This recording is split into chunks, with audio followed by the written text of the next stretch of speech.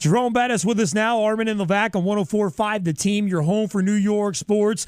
Boss, thanks for your time today. And we're looking at the postseason, and we're looking at a postseason with Bill Belichick still in it. And you guys, the Pittsburgh Steelers in 2004, lost to Bill Belichick and the Patriots in the AFC Championship game. How is Bill Belichick still doing this thing, still getting to this point in the postseason, boss? Well, it's two things. One, he's an incredibly great football coach. And the second thing is Tom Brady.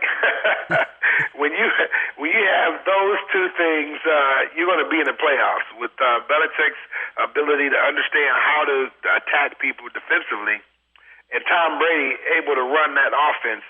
They are a tough combination to beat. So I expect them to be there year after year with that type of team. And it looks like they're kind of on a course for Seattle for the Super Bowl. They got Marshawn Lynch. He's beast mode. You were bust mode. What makes Marshawn Lynch so good? What makes him a physical, dominating runner like you were? I think it's his mentality. He wants contact. He's not afraid of contact, but he understands angles. He understands how to run. So it's one thing to just be a physical guy, but he's a physical guy understanding that if I hit you with my shoulder and then extend with a stiff arm, then I'll be able to get away from you. You know, those kind of things he's thinking about. So he's taking the running, one-on-one to the 500 level. And you see some of the things that he's able to do and break tackles and make people miss. Just a special running back. And every time I get a chance to see him, I love to watch him run. Bus, is he the best running back in the NFL right now, Marshawn Lynch? I think he is hands down the best running back in the NFL, just because his ability to do it all. He can play on third down. He can get out the backfield. He can catch passes. I mean, he can protect. He can run you over. He can run around you. He can make you miss. He can do it all. Jerome Bettis, thanks to Coca-Cola, joining us today with Armen and Levack on 104.5 The Team. Boss, I always think back to your statement. I think you're the first person to open my eyes to what the physical toll this game takes on people. When you would tell the story about like Monday, you have to go down the stairs on your backside, and then by Thursday you're ready to play again. What's going through a guy like Peyton Manning's mind right now? Well, he's contemplating retirement. He's saying, is it worth it? Do I have any more left? Can I get it done? So he's questioning himself in a lot of different ways, and that happens after every year, especially at the older you get. You start to think about your mortality a lot more. And so right now he's saying to himself, do I want to commit myself for one more year? Do I want to go through the off season? Do I want to rehabilitate this quad? Do I want to get myself back in position to have another great year? And so, and he's got, only he can answer that. Nobody else can answer that, because he's the one that's got to put all the effort in and the sweat, blood, and tears. Nobody else can do it for him. And boss, how much does the head coaching position also factor into this with Peyton Manning at this point in his career? How much is he looking at it going, well, we don't have John Fox. I want to see who my guy is going to be in Denver. Well, he's looking at it, but he's also looking at the players on the team and knows that he has a championship caliber offense and defense. So he understands that he's hoping that they can bring somebody in that has a full grasp and that can get that defense whipped in the shape. Because when you look at this team, I don't think it was so much Peyton Manning that let them down as it was that high-powered defense that they paid a lot of money to get a lot of good players, and they didn't play particularly well in some of the big games. And so I think you want to look at the defensive side probably with a magnifying glass, saying, how can we get this defense better? Jerome Bettis with Armen and Levack on 104.5 The Team. Of course, thebus36.com. He has the Bus Stops Here Foundation, and he's joining us today thanks to Coca-Cola, which we'll get to in a few moments. Jerome, when you look at the Super Bowl in just 3 weeks now, who is your pick to be in the Super Bowl? Well, when I look at the NFC side, I think Seattle definitely beats Green Bay.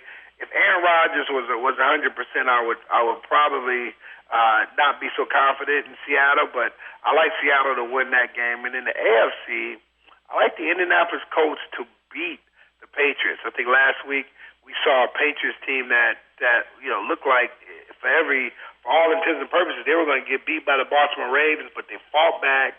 They won a tough football game, but it tells you that they're not the team that a lot of people thought they were in terms of unbeatable.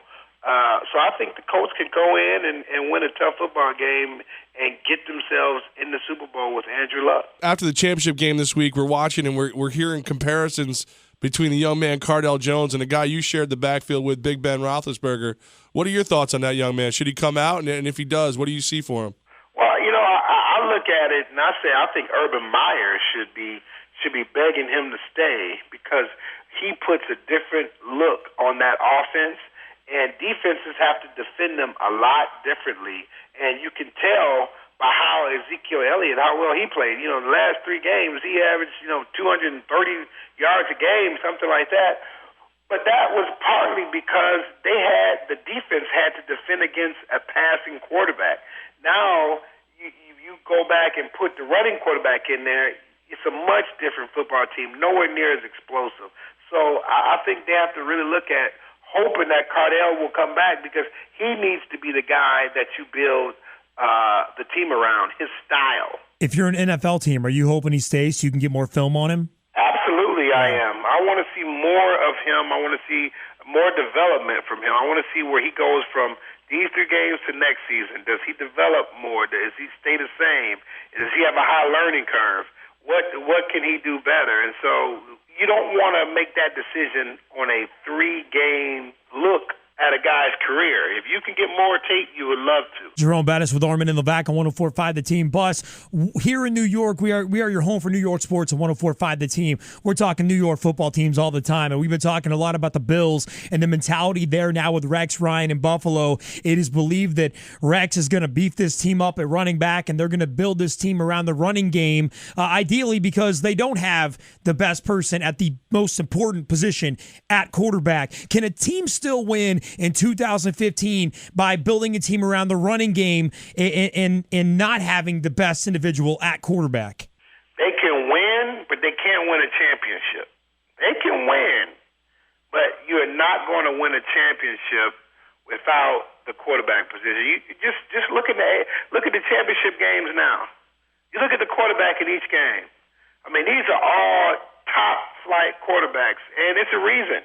Because in the playoffs, you got to be able to run the football, but your quarterback, he's going to have to make 4 or 5 plays every game in order to win that game. He's going to have 2 or 3 third downs, and he's going to have to make 1 or 2 big plays in order for that team to win. So your quarterback is going to be critical. And, the great ones, they stay in the playoffs all the time.